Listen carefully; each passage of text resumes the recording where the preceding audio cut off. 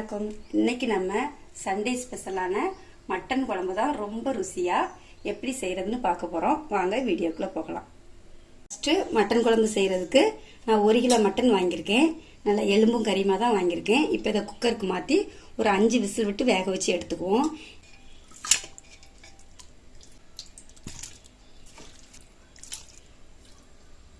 இப்போ இந்த மட்டனுக்கு 1/4 ஸ்பூன் மஞ்சள் தூள், 1 ஸ்பூன் இஞ்சி பூண்டு பேஸ்ட்டு, மட்டனுக்கு தேவையான கொஞ்சம் உப்பு, 1 டம்ளர் தண்ணி.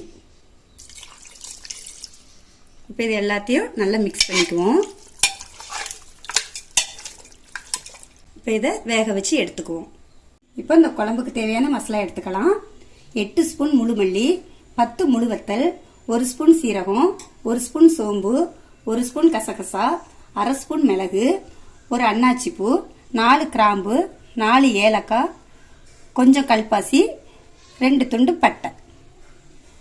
இது எல்லாமே நார்மலாக நம்ம வீட்டில் யூஸ் பண்ணுற ஸ்பூன் அளவுக்கு தாங்க எடுத்திருக்கேன்.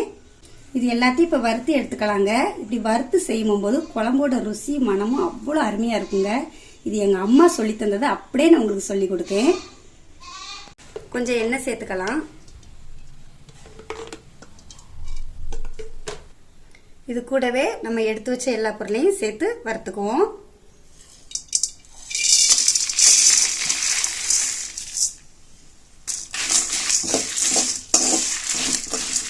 ஒரு 2 நிமிஷம் வறுத்தா போதுங்க, ரொம்ப நேரம் வறுத்துக்க வேண்டாம். இது கூட ஒரு கொத்து கருவேப்பிலை சேர்த்துக்குவோம்.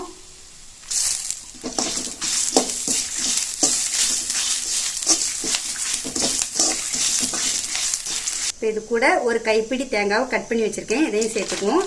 தேங்காய் நிறைய சேர்த்துக்க வேண்டாம். கூடவே ஒரு 10 முந்திரியும் சேர்த்துக்கிறேன். இது கட்டாயம் இல்லை, இதை சேர்த்து செய்யும்போது நல்ல ஒரு ரிச்சான டேஸ்ட் கிடைக்கும். முந்திரி சேர்த்து செய்யும்போது குழம்புமே நல்ல ஒரு திக்னஸ் கிடைக்கும். அவ்வளோதாங்க, நல்லா வறுப்பட்டுருச்சு. இப்போ வேற ஒரு பாத்திரத்துக்கு இதை மாற்றிக்குவோம். இப்போ அதே பாத்திரத்தில் கொஞ்சம் எண்ணெய் சேர்த்துக்கலாம். ஒரு கைப்பிடி சின்ன வெங்காயம். இப்போ இதை நல்லா வதக்கிக்கலாம். வெங்காயம் கொஞ்சம் வதங்கிட்டுங்க. இப்போ அது கூடவே ஒரு மீடியம் சைஸ் தக்காளி, இதையும் கொஞ்சம் வதக்கிக்குவோம். ஒரு 2 நிமிஷம் வதங்கினா போதுங்க, நல்லாவே வதங்கிருச்சு. இப்போ இதை ஆஃப் பண்ணிடலாம். வறுத்த எடுத்த மசாலாவை இப்போ ஒரு மிக்சி ஜாருக்கு மாற்றிருக்கேங்க. இப்போ இதை லைட்டாக குறப்பாக அரைச்சிட்டு அதுக்கப்புறம் தண்ணி ஊற்றி நல்லா நைஸாக அரைச்சிக்கலாம். பாருங்க, இந்த அளவுக்கு அரைச்சா போதுங்க. இப்போ இது கூடவே நம்ம வதக்கி வச்ச வெங்காயம் தக்காளியும் சேர்த்து நல்லா நைஸாக அரைச்சி எடுத்துக்குவோம். நான் இன்னைக்கு மட்டன் குழம்பு ஒரு மண் பாத்திரத்தில் தாங்க செய்கிறேன். இப்போ இதில் தேவையான எண்ணெய் சேர்த்துக்கலாம். எண்ணெய் நல்லாவே சூடாயிருச்சுங்க. இப்போ இதில் 2 பட்டை, 2 பிரிஞ்சி இலை போட்டு வதக்கிக்கலாம். இது கூடவே ஒரு பல்லாரி கட் பண்ணி வச்சுட்டு எதையும் சேர்த்துக்குவோம். ஒரு கைப்பிடி சின்ன வெங்காயம். இப்போ இதையும் சேர்த்து நல்லா பொன்னிறமாக வருத வர வதக்கிக்குவோம். நீங்கள் பல்லாரி சேர்க்கிறதா இருந்தால் 2 சைஸ் நல்ல பெரிய வெங்காயமாக எடுத்து சேர்த்துக்கோங்க. வெங்காயம் நல்லாவே வதங்கிருச்சுங்க. இப்போ இது கூட 1 ஸ்பூன் இஞ்சி பூண்டு பேஸ்ட் சேர்த்துக்கலாம். ஏற்கனவே வேக வச்ச கறியில் நம்ம 1 ஸ்பூன் சேர்த்துருக்கோம், அதனால் இது கரெக்டாக இருக்கும். இதையும் வதக்கிக்குவோம்.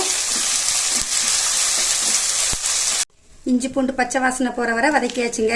இப்போ இது கூட நம்ம அரைச்சி வச்ச மசாலாவை சேர்த்துக்குவோம்.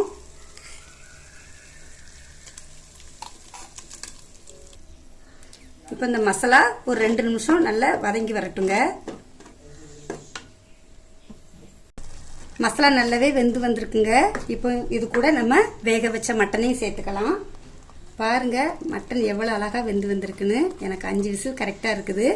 இந்த மாதிரி குக்கரில் மட்டனை வேக வச்சு சேர்க்கும் போது குயிக்காக குழம்பும் வச்சிடலாம், கேஸும் ரொம்ப செலவாகாது. இப்போ இதை நல்லா கிளறி விட்டுக்கலாம்.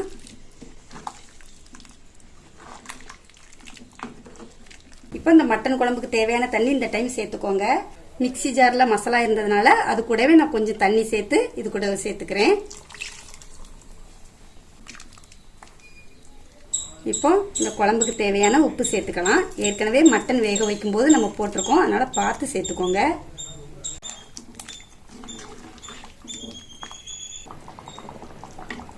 நான் வந்து எக்ஸ்ட்ராலாம் தண்ணி சேர்க்கலைங்க. எனக்கு மட்டனில் உள்ள தண்ணியுமே மசாலா ஜாரில் உள்ள தண்ணியும் கரெக்டாக இருக்குது. உங்களுக்கு கொஞ்சம் தண்ணி கூடுதலாக தேவைப்பட்டால் சேர்த்துக்கோங்க. ரொம்ப தண்ணியாக வைக்காதீங்க.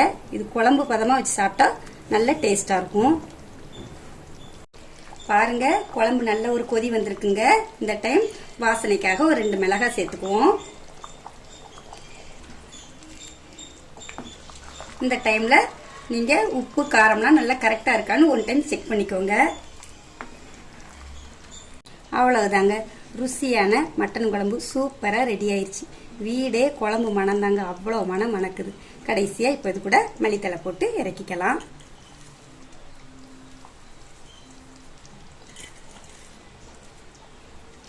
இப்போ இதையும் ஒரு கிளறி விட்டுருங்க.